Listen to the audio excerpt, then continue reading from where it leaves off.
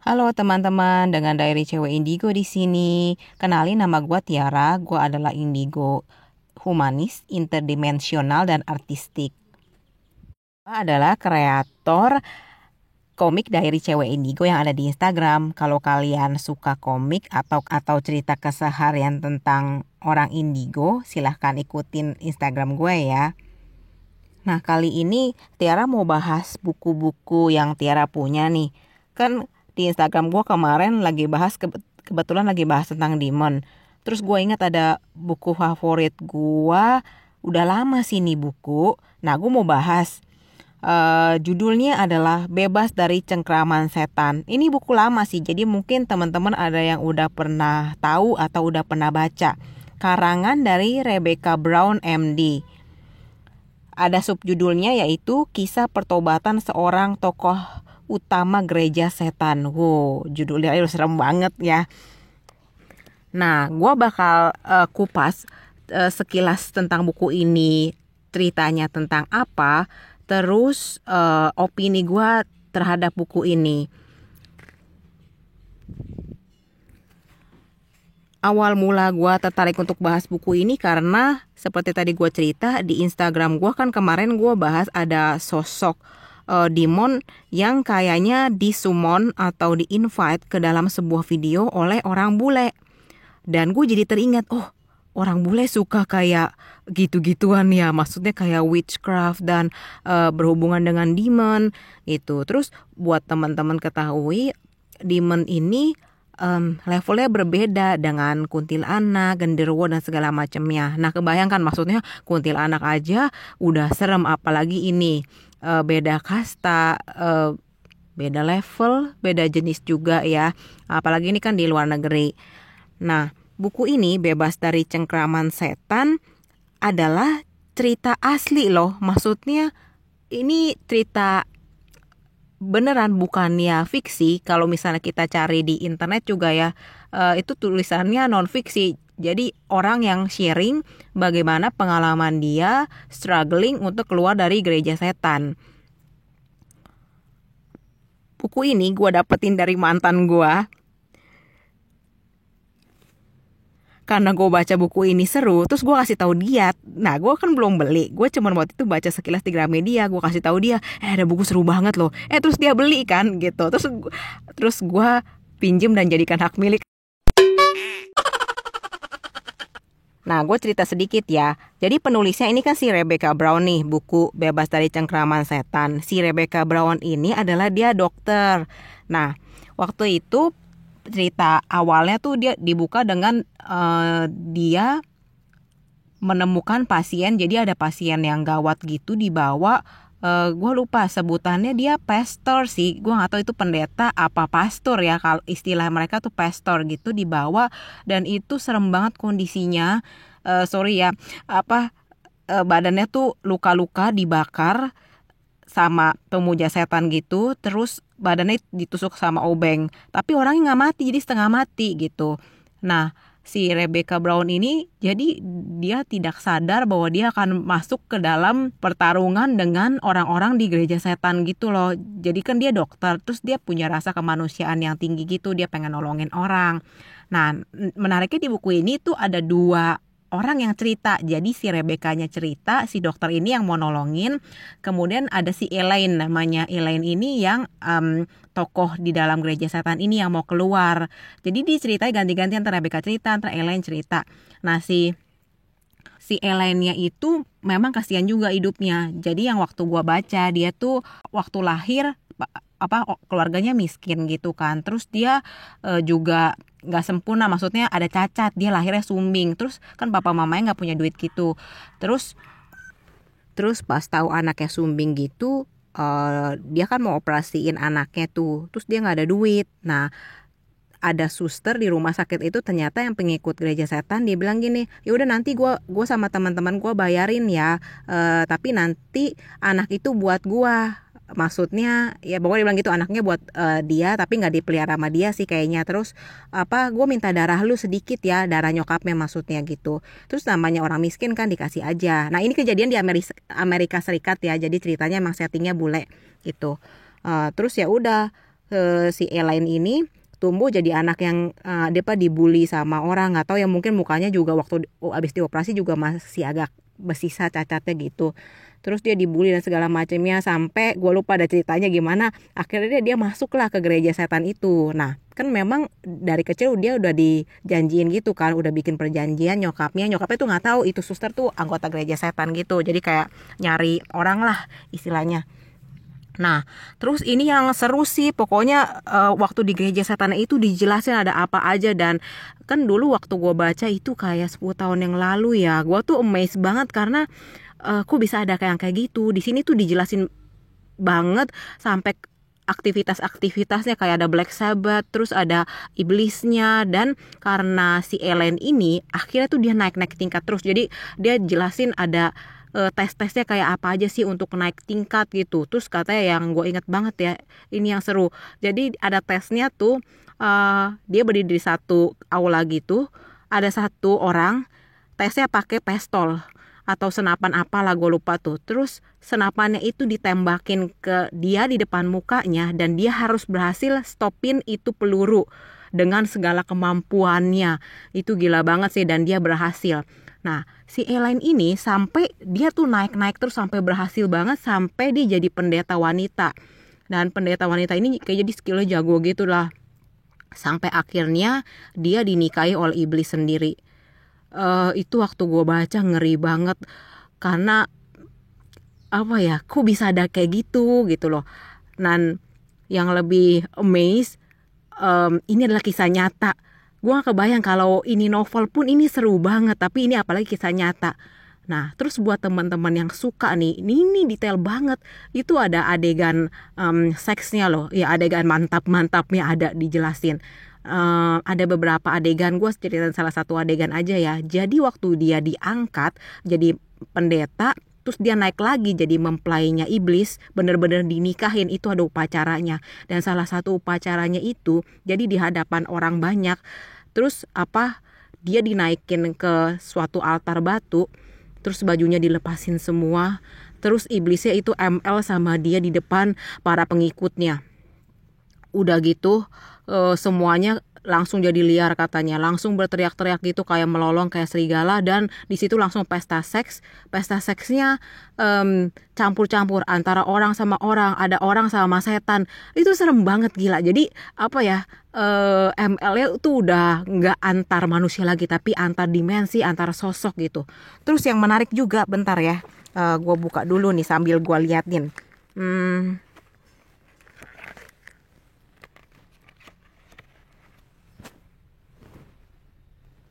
Nah, gue bacain aja ya sedikit ya. Nanti lu pada baca aja nih bukunya, mumpung kalau PSBB atau gimana ya. Seru banget soalnya. Nih, yang tadi adegannya. Jemaat gereja setan itu membungkuk ke arahku dan memujiku sebagai Ratu Agung, sebagai Ratu Iblis. Sehingga aku akan selamanya di sisinya dan dapat menyampaikan kepada mereka segala keinginan dan perintah iblis. Aku merasa untuk pertama kali dalam hidupku diterima oleh masyarakat.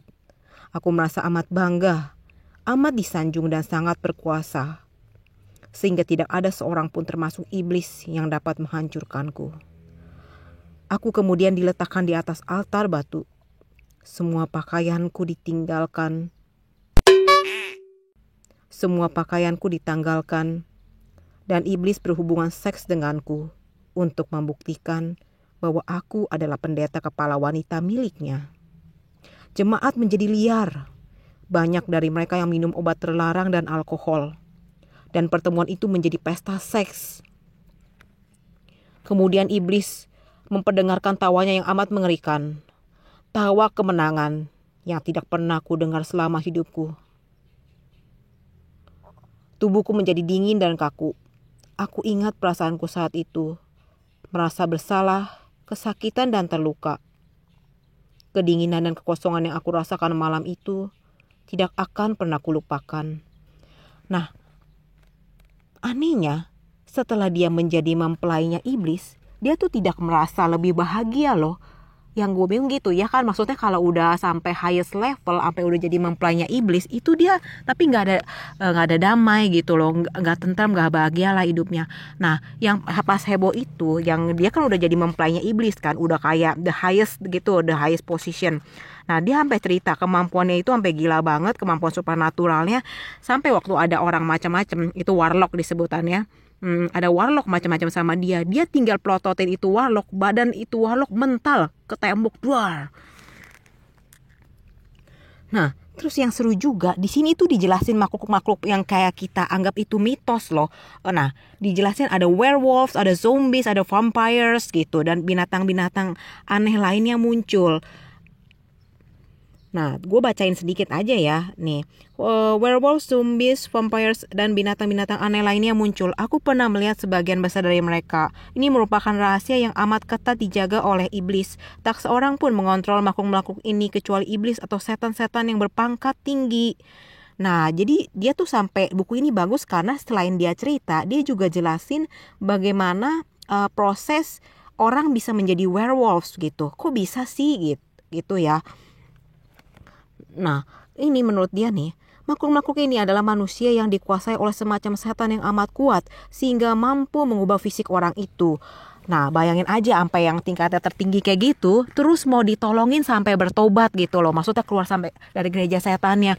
Jadi buku ini seru banget, kayak dijelasin jadi perangnya tuh battle banget. Perang antara dia sama setannya, kemudian ada penyihir-penyihir setempat, terus sama orang-orang yang gereja setan itu pasti nggak mau dong dianya anggotanya apalagi ratunya itu keluar gitu.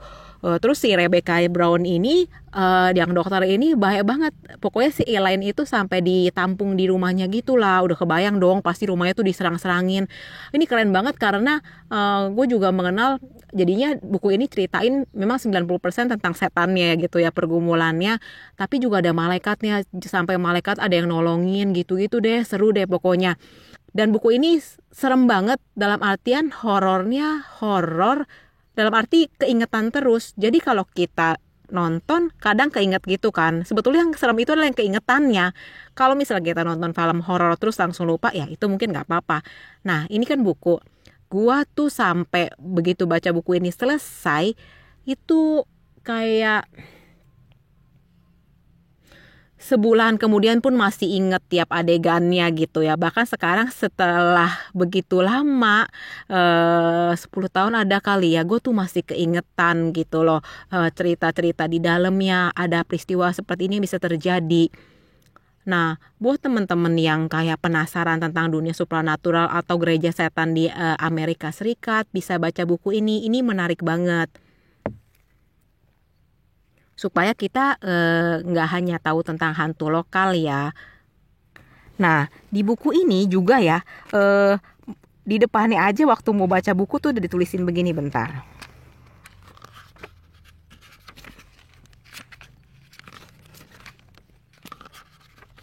Peringatan. Buku ini akan menjadi salah satu buku paling keras yang pernah Anda baca. Setan tidak ingin Anda membaca buku ini. Buku ini bertujuan untuk menunjukkan kepada Anda berbagai macam cara setan dan para pengikut yang sedang bekerja di dunia dewasa ini, dan menunjukkan kepada Anda bagaimana Anda bisa secara efektif memerangi mereka dan bagaimana Anda bisa terlepas dari ikatan setan. Nah, buku ini salah satu buku yang menarik untuk gua baca selain Harry Potter. Jadi Tiara itu nggak bisa baca novel, maaf, karena bagi Tiara novel itu isinya tulisan semua, dan Tiara itu kayak Nobita, jadi kalau lihat tulisan semua tuh berkunang-kunang matanya, sukanya yang banyak ilustrasi atau banyak gambarnya. Nah buku ini tuh kayak seru banget, dan gue bisa langsung habisin buku ini dalam waktu seminggu. Buku ini tebal BTW, kayak novel gitu ya. Berapa sih halaman? Oh 399 sampai 400 halaman nih buku. Oh ya, terus ya ada yang adegan ini tahu serem. Jadi kalau misalnya ada yang mau keluar ketahuan gitu kan, terus nanti ditangkap anggota keluarganya, terus dikuliti hidup-hidup, dan semuanya itu bisa ngelihat. Dan gak boleh ada yang nolongin. Kalau berani misalnya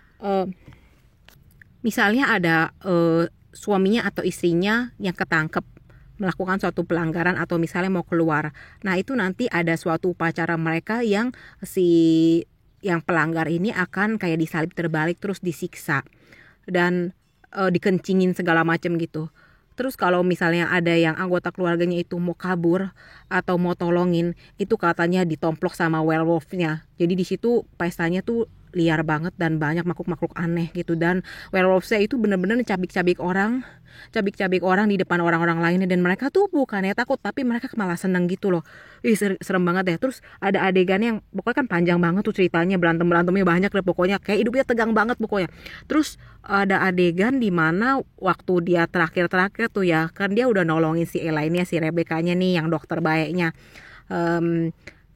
Masa waktu dia lagi berkendaraan, dia kan bawa mobil sendiri, itu bisa loh siang-siang tiba-tiba ada werewolf-nya datang ke mobil dia, lompat gitu kayak jreng, tiba-tiba ada di depan mobil dia, di kacanya. Kebayang gak sih? Ide kayak film banget, itu ngeri banget sumpah.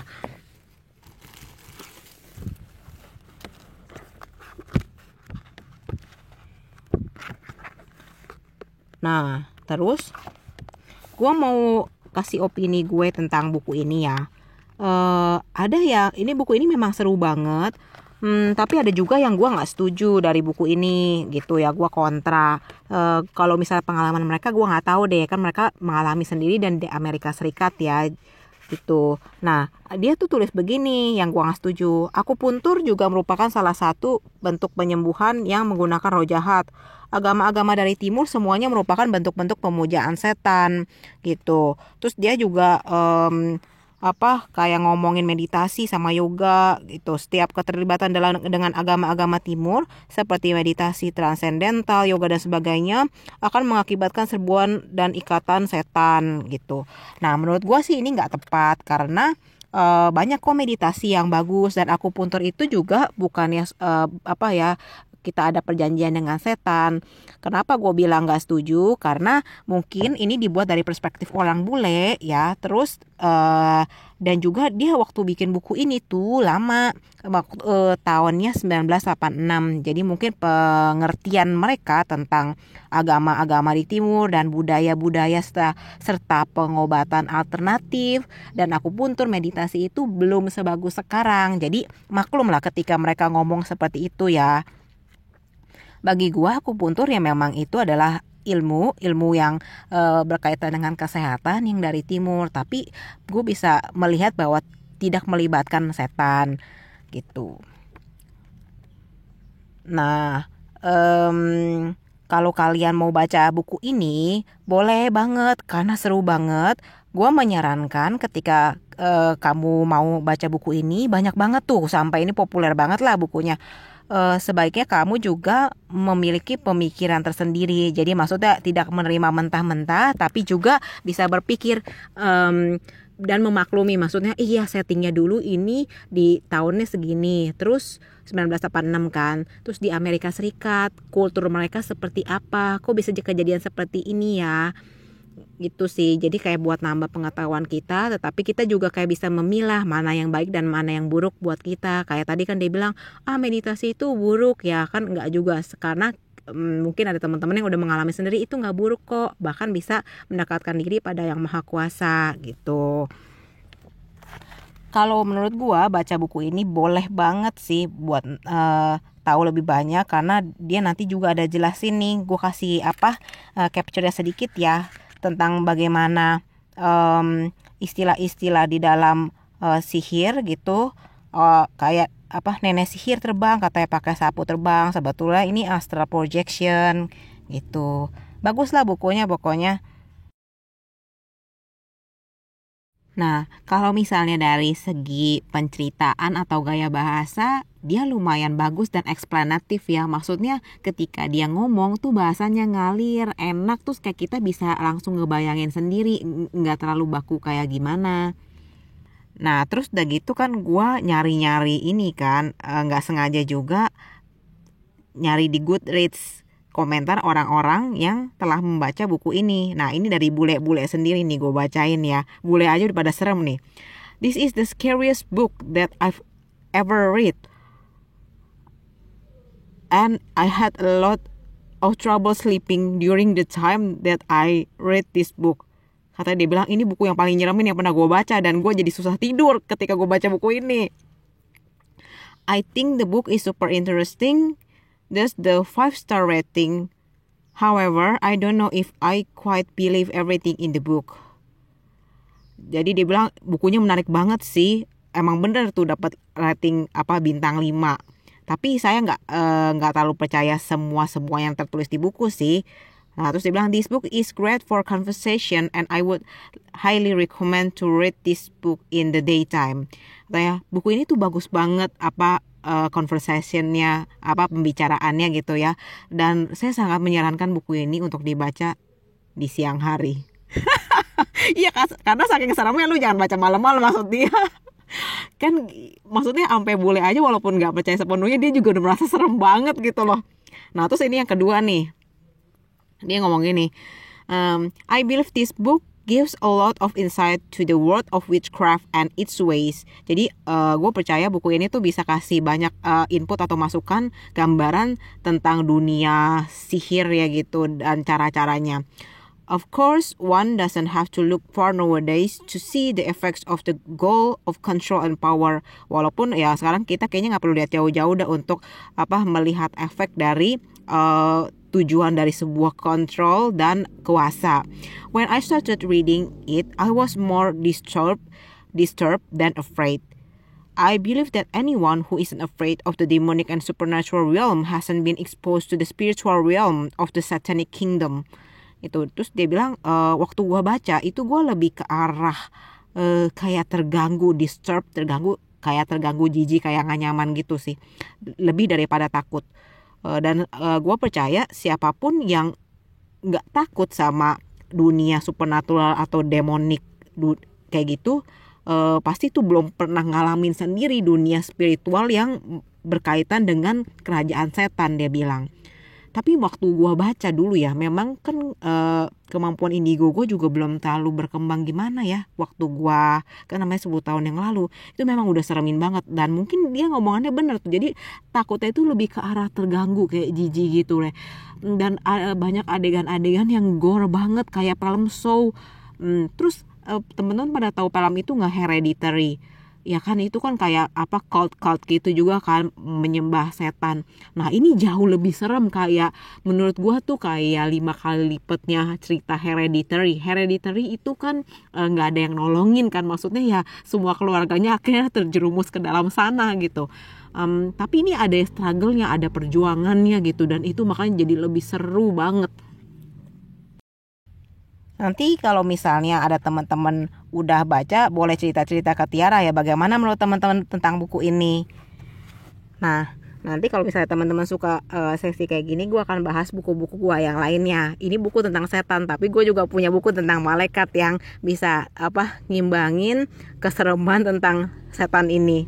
Oke, segitu dulu teman-teman, makasih. Jangan lupa subscribe channelnya Tiara ya. Makasih.